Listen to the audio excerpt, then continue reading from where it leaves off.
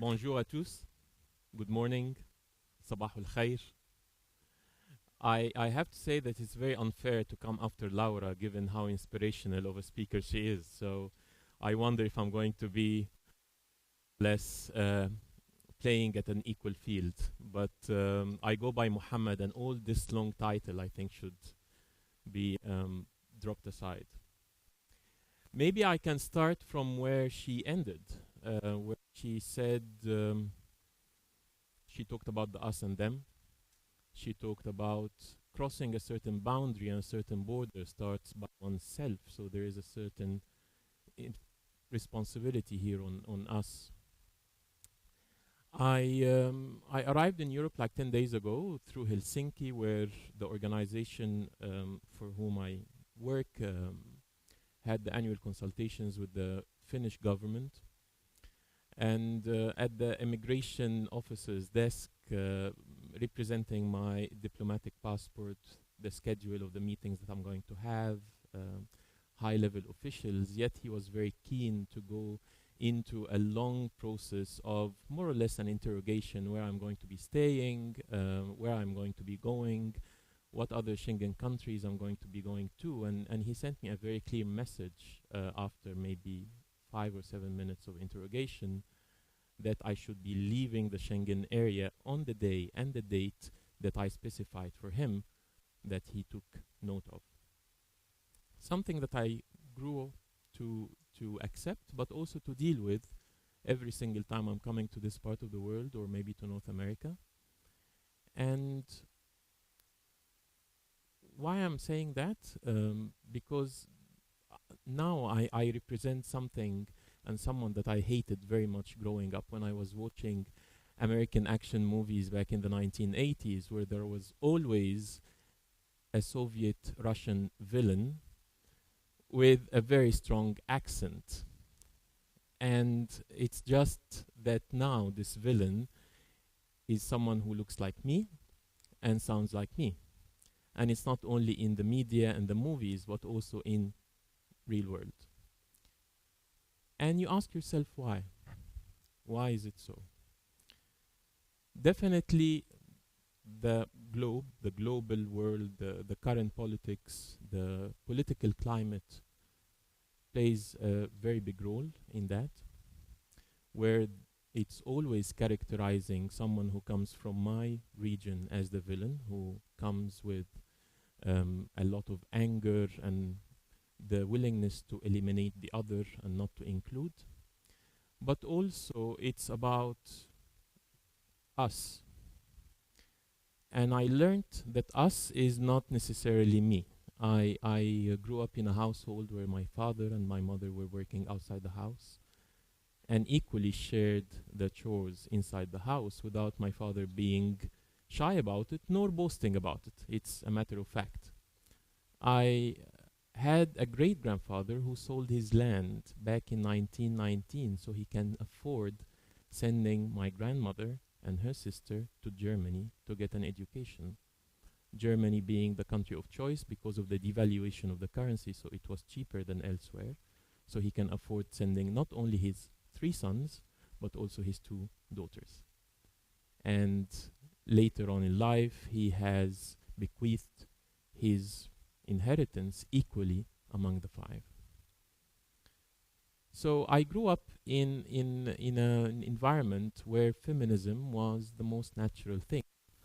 So being a man, being an Arab, being a Muslim, and yes, being a feminist was not necessarily something that I would question. I started to question when I got exposed to the other with a capital O. And the other is the world, but also the region in which I grew up and where I come from. You ask again why, and I mention media, but I think it's much more complex and much more complicated than that. It's what's happening politically. It's our region being home to the largest number of conflicts in the world, the deteriorating economic situation on every front, the shrinking space for voice and for choice is definitely has a very direct correlation between that and between inequalities. In Gaza, post the last war in Gaza, domestic violence did go up by 700%. When we asked women and girls in the region, what does a man mean to you? Answers along the lines of, well, if my husband doesn't beat me, he doesn't love me.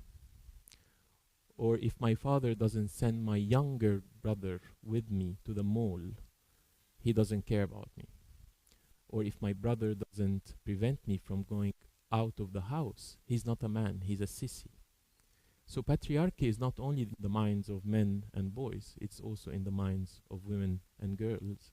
And patriarchy is still very much alive in the region. So how do I reconcile what I believe in, how did I grow up, with the world outside me?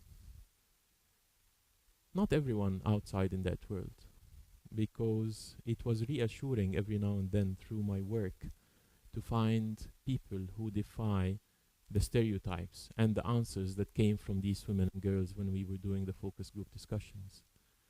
Women in Yemen who are covered from head to toe, I didn't see anything of them, not even their eyes, decided to take out to the streets and demand a better tomorrow. And they were more fearless and more determined than many men I've met in my life.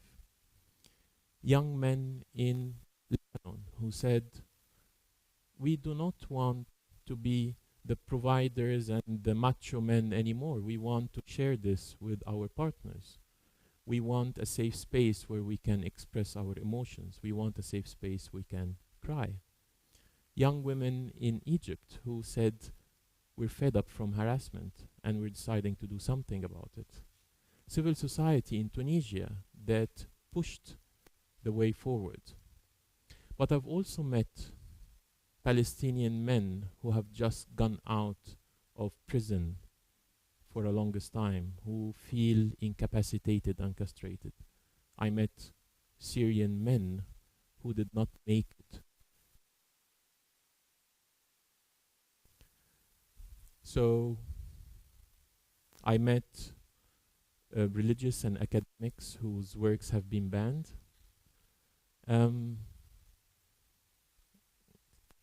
It's how it is where I come from. So where to go back to reconcile this with what I believe in and to push the agenda forward. I call it the trilogy of education, media, and religious discourse. We're not going to go where I grew up and where I want to see the rest believing in until we deal with education. We've been so keen to provide education for everyone, but we never asked what quality of education it is. Until now, we find sentences in the region saying, my father goes to the field to work, or stays at home to cook. Or I play football with my friends and my sister stays at home to help my mother. This is in the education curriculum in many of the Arab countries. The media, we've talked about media. And the religion, of course. What we've been taught, what we see in the media is not what I read in my Quran, is not what I've been taught inside the house. There are so many elements in the Quran and the religion that gives a lot of rights to women. And I'm not going to be exhaustive, but starting from divorce rights, where women can divorce equally as their husbands for many reasons, including that she wakes up one day not having and not wanting to have an intimate relationship. She can divorce. Unpaid care work inside the house. We're talking about it now in the Sustainable Development Goals. 1,400 years ago, it was given to the woman if she decides and chooses not to work inside the house, outside the house, she can and she has the right to demand a financial remuneration for her care work inside the house, including raising up her kids, including breastfeeding. And if she forgoes this right, then it's an act of compassion from her side, but it's still a right for her. Inheritance. Men get twice as much as women is only one case in 23 cases in Surah An-Nisa, the chapter of women in the Quran. And it goes on and on and on. So we need to unveil this. We need to reveal this. And this is something that we've been doing in my job with UNWomen, partnering with Musawa, with Rabita Muhammadiyya and other religious think authorities in the region to unveil the true nature of religion that I believe in, I'm proud to belong to, and it's a religion of compassion, of peace, of love, and yes, of equality. And this is where and why I am here today in the job that I've been working in for the past 25 years, and hopefully something that I will continue pushing for the rest of my life, because feminism is about equality, it's about giving space, it's about rights, and it has been dominated and led by women, rightfully so. And I am very, very happy to be led by women in my job and in my life. But it's also a space where it includes the other, whomever the other is, including an Arab Muslim man. And I am happy to be here today. Thank you.